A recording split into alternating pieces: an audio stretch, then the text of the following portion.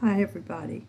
Um, I, I did this on my camera, but my camera went out on my phone for a little bit, and but I wanted to paint, and I know I don't do justice to it, but this iris is a beardless iris, and it's called the Acadian Miss.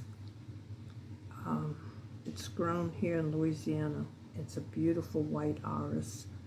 So I just wanted to show it, even though I couldn't film it while I was painting it.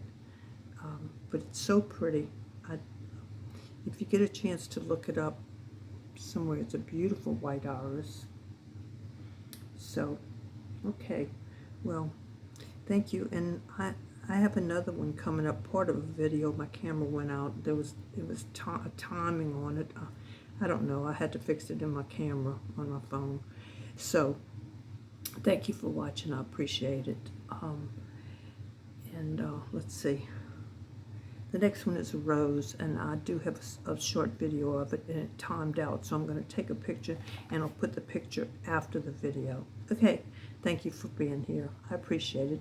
And this is called, I'll put it below, it's called the Acadian Miss. Thank you.